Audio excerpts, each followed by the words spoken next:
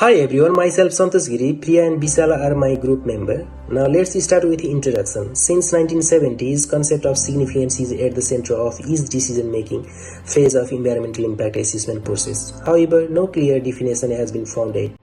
Different people define it in different way, which causes conflict for significance throughout the EIA process. Determination of significance is one of the most critical decisions in EIA process. In this short video, we will review and explain only two EIA best practice criteria for significance determination. Now let's talk about best practice component of significance determination. Although several criteria are described in EIA literature, no agreement has been reached on the most effective measure to determine significance. Based on the literature review, we have found two best practice criteria for significance determination. First one is extent of likely impact and second one is sensitivity of environment that is likely to be impacted. Now let's talk about EIA institutional arrangement for significance determination. The Environmental Protection Authority was built under Environmental Protection Act 1986 to give provision about EIA to new projects. Similarly, many guideline procedures and policy framework has been made under EP Act to explain EIA process and significance. Now we will illustrate how these institutional arrangements address significance determination about the two best practice criteria outlined previously. Hi. Extent of likely impact is one of the most solid criteria for determining significance. The extent of the likely effect denotes magnitude, intensity, and the duration of predicted impacts on the receiving environment due to proposed project. When considering the significance of potential impact, the EPA may consider the extent of likely impacts.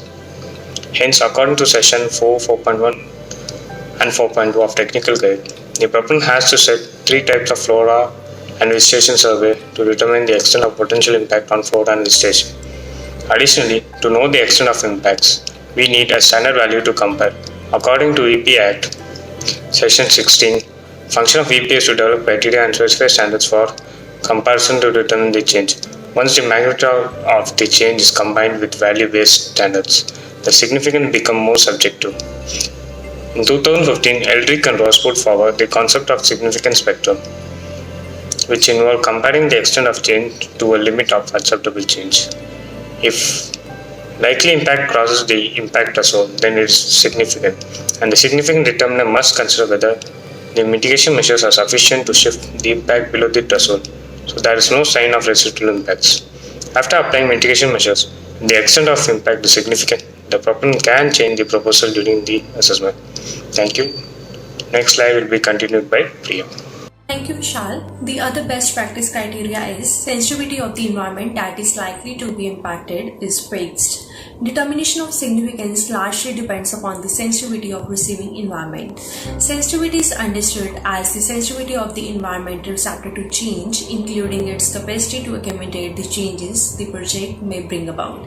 Section 51B(1) of the EPA states that Minister for the Environment declares the environmentally sensitive area by specifying or classifying it in the notice. A small project in a very sensitive location may have a more significant impact than a project in a robust environment. Thus, the sensitivity of the receiving environment should be in focus for assessing the likely impact of the proposal to determine significance in EIA process. Section 2.3.1 of EIA Procedure Manual 2020, Section 39A(7) of EP Act, and Section 5 of Statement of Environmental Principles, Factors and Objectives provide a similar provision for considering the sensitivity of receiving environment. If the proposed work is located in an environmentally sensitive area and there is a significant impact from investigation work, it may require a proponent to refer to the EPA as a separate proposal. So, this video attempted to review and explains only two EI best practice criteria of significance determination in EI and its institutional provisions in Western Australia from EI literature. Generally, Western Australian EI arrangements satisfy the two best practice criteria for significance determination. However, the most constructive way to improve compliance with two best practice for EPA to advance further guidance is encourage proponent to do more consultations on factors and objectives to focus on EIA and make a decision consistent with the standards. Thank you.